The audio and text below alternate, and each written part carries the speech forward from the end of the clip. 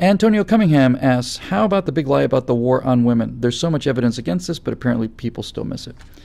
The war on women is part of the Democratic progressive policy of electoral victory. They would have lost in 2012 because, well, they were going to lose in 2008, but they had to get enormous black turnout. They got it again in 2012 because they told black people that white politicians are going to put them back on the plantation.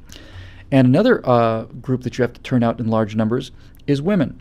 Women, single women, married women vote Republican, but single women vote Democrat.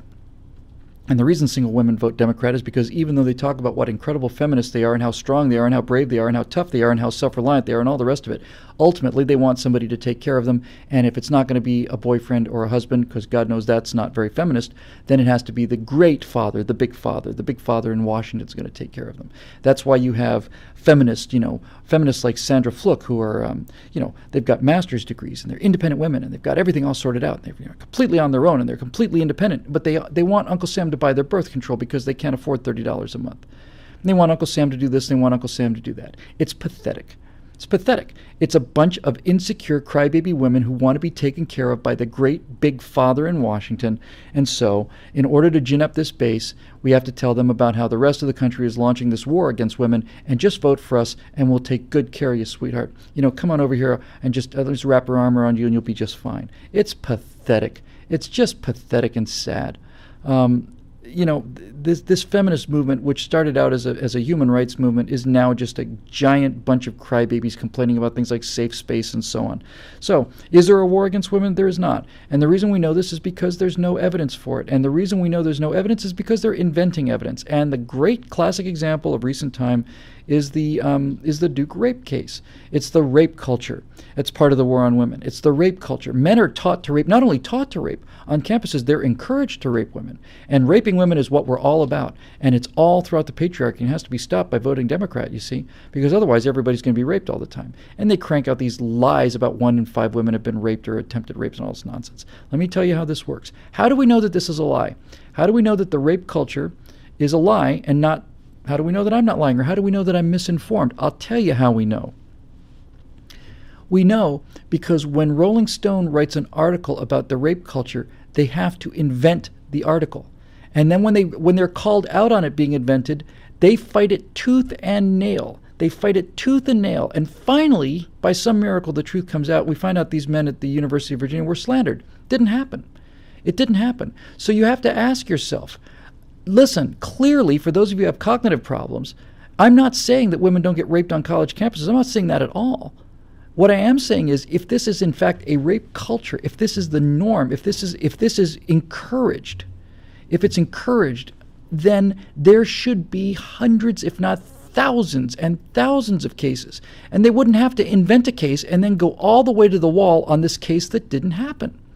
If this is a culture of rape, there should be so many cases that Rolling Stone should be able to do an article on this every single issue for the next 20 years, and every single one of them is a heartbreaking true story. And if that actually existed, I'd be on their side on this, but it doesn't, so I don't. So I'm not. If you have to invent evidence, it's an indication you don't have any evidence. We saw this with the Tea Party. I did this in Empire of Lies on that firewall. They said in the Tea Party in 2009 that the Tea Party was racist because one guy or two people show up with a racist sign that's two people out of, 60,000 rallies and 500,000 people? Two? Really? They knew that the evidence wasn't there. So what progressives did was progressives went out and they made a call. It wasn't like they did this in secret. Say, hey, you know what? We need people to come and join us. We're progressives. And what we need you to do is join us by making racist signs that we can go to Tea Party people with and hold up. In other words, what's happening is these progressives look out. They're convinced that the Tea Party has got to be racist. And they look for signs of racism in the Tea Party, and they can't find those signs. And so what they do is, well, since we can't find the signs, we have to go invent the signs. You understand? They're inventing the evidence for a belief that they have, when in fact, the fact that they have to invent evidence is an indication that there is no evidence in the first place. And this is what we're dealing with out here. And the only way to defeat this argument is to call it exactly what it is. And if you have to come and show signs of my team being racist, if you can't find enough signs of my team being racist that you have to manufacture racist signs and show up at my rallies to prove what a racist I am, that's not only an indication I'm not a racist, it's an indication that I am obviously not a racist because you can't even find enough evidence to make the case one time. Same thing with the war on women and all the rape charges. Individuals do get raped on campus, and it's a crime. And this invention of this war of women is a disservice to the women who are actually raped by actual rapists who need to be beaten to death, frankly, and that's a conservative position. Funny, isn't it, that when you ask people about this rape culture, well, the Republicans are in favor of raping everybody. Well, first of all, it's not happening. Secondly, if you ask a Republican or you ask a Democrat what should happen to an actual rapist who actually rapes a woman, the Republican will say that guy needs to be put up against a wall and shot, and the Democrat will say, well, we need to understand what motivated this kind of thing. Obviously he had a very tough childhood, and we need to get to the root causes. And it's terribly sad what happened to you. No. There's a war on women, all right. And it's being waged by people who want to keep women in burqas and throw acid on their face if they're raped by male relatives. And this war on women is being waged by people called Muslims. And it's happening all around the world. And they're treated like property. And there are people who are saying this out loud, and people who are fighting these Muslims. These people are called conservatives. There is a war on women, and we're the ones who are trying to fight the people that are waging a war on women. Not these liberal D-bags who have a sternly worded letter and wouldn't know how to defend a woman if their life depended on it. Pretty simple, really.